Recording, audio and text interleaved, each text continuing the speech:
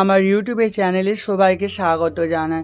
আশা করি তোমরাও ভালো আছো, আমিও ভালো আছি। আজকে নতুন ব্লগে চলে এসেছি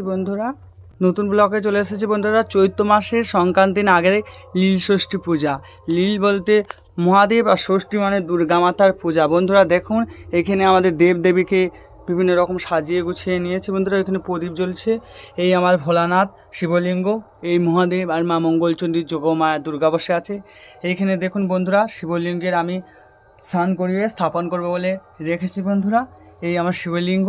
আর বন্ধুরা দেখে নিন, এখানের মধ্যে ফল নৈবেদ্য করেছি বন্ধুরা।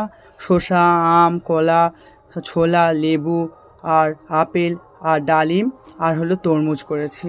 আর বন্ধুরা এখানে আছে বন্ধুরা দেখুন, জব, আলো চাল আর হচ্ছে জব, আলো চাল, কালো তিল আছে, সিদ্ধি আছে, লাল চন্দন, সাদা চন্দন, পৈতা, ধুবড়া, ঘি, মধু এবং আকন্দ ফুলের মালা, ধূর্য ফল, আম, বেল ও ঘিয়ের প্রদীপ ও পদ্ম ফুল। আর হলো ধূর্জা ফুল আছে, নীলকণ্ঠ, যেগুলো মহাদেবের প্রিয়। আর বন্ধুরা এখানে গঙ্গা জল আছে আর পঞ্চমৃত মানে 5 রকম জিনিস নিয়ে দধি, দুগ্ধ, ঘি, মধু দিয়ে শর্করা দিয়ে করেছি। এখানে সিদ্ধি দিয়েছি এই নীল জল বন্ধুরা। এখানে 5 রকম মিষ্টি, মিশ্রি, চিড়ের ভোগ, দধি আর মাখা সন্দেশ।